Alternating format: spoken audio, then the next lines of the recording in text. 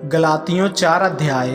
मैं यह कहता हूँ कि वारिस जब तक बालक है, यद्यपि सब वस्तुओं का स्वामी है, तो भी उसमें और दास में कोई भेद नहीं, परंतु पिता के ठहराए हुए समय तक संरक्षकों और प्रधानकों के वश में रहता है।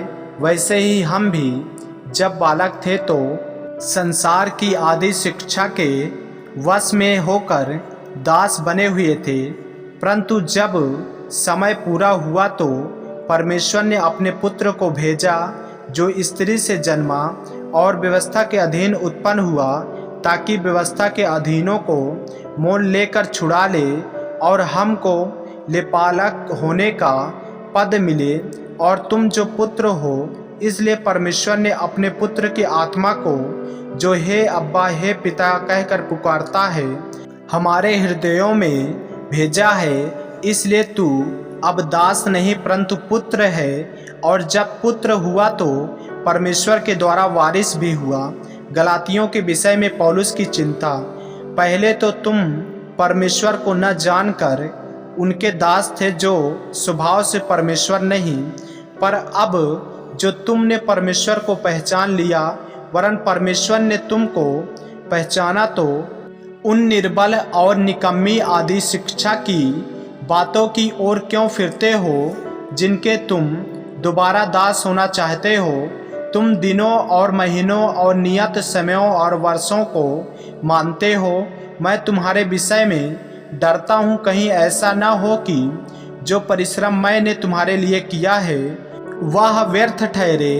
हे भाइयों, मैं तुमसे विनती करता हूँ, तुम मेरे समान हो जाओ, क्योंकि मैं भी तुम्हारे समान हो गया हूँ। तुमने मेरा कुछ बिगाड़ा नहीं, पर तुम जानते हो कि पहले पहल मैंने शरीर की निर्बलता के कारण तुम्हें सुसमाचार सुनाया, और तुमने मेरी शारीरिक दशा को, जो तुम्हारी परीक्षा का कारण थी, तुच्छ न जाना, न उससे घृणा की, और परमेश्वर के दूत वरन स्वयं मसीह के समान मुझे ग्रहण किया, तो वह तुम्हारा आनंद मनाना कहाँ गया।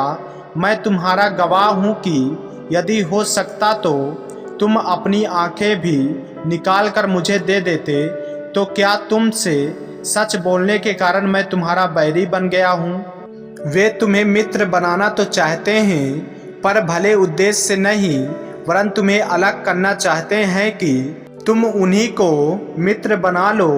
पर यह भी अच्छा है कि भली बात में हर समय मित्र बनाने का यत्न किया जाए, न केवल उसी समय की जब मैं तुम्हारे साथ रहता हूँ। हे मेरे बालकों, जब तक तुम में मसीह का रूप न बन जाए, तब तक मैं तुम्हारे लिए फिर जच्चा की सी पीड़ाएं सहता हूँ। इच्छा तो यह होती है कि अब तुम्हारे पास आकर और ही प्रकार से बोलूं, क्योंकि तुम्हारे विषय में मैं उलझन में हूँ। सारा और हाजिरा का उदाहरण। तुम जो व्यवस्था के अधीन होना चाहते हो, मुझे बताओ, क्या तुम व्यवस्था की नहीं सुनते। यह लिखा है कि अब्राहम के 2 पुत्र हुए, एक दासी से और एक स्वतंत्र स्त्री से, परंतु जो दासी से हुआ वह शारीरिक रीति से जन्मा, और जो स्वतंत्र स्त्री से हुआ वह प्रतिज्ञा के अनुसार जन्मा। इन बातों में दृष्टांत है। ये स्त्रियां मानो 2 वाचाएं हैं, एक तो सीने पहाड़ की, जिससे दास ही उत्पन्न होते हैं, और वह हाजिरा है। और हाजिरा मानो अरब का सीने पहाड़ है, और आधुनिक यरूशलेम उसके तुल्य है, क्योंकि वह अपने बालकों समेत दासत्व में है।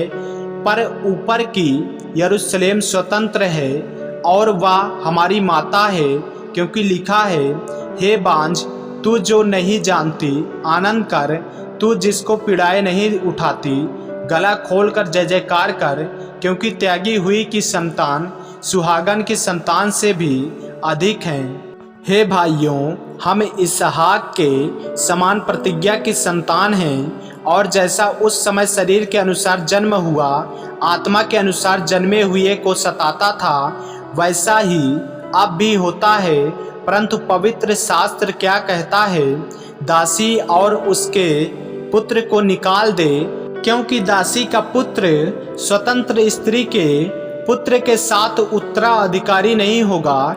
इसलिए हे भाइयों, हम दासी के नहीं परंतु स्वतंत्र स्त्री के संतान हैं। आमीन। मेरे प्रियो, यदि आप इस चैनल पर नए हैं, यदि आपने अभी तक हमारे चैनल को सब्सक्राइब नहीं किए हैं तो हमारे चैनल को सब्सक्राइब करें और बेल आइकन के बटन को दबाएं। और यदि आप हमारे फेसबुक पेज पर नए हैं तो हमारे पवित्र बाइबल को फॉलो करें, लाइक करें, ताकि परमेश्वर का वचन रोजाना आप तक पहुंच सके।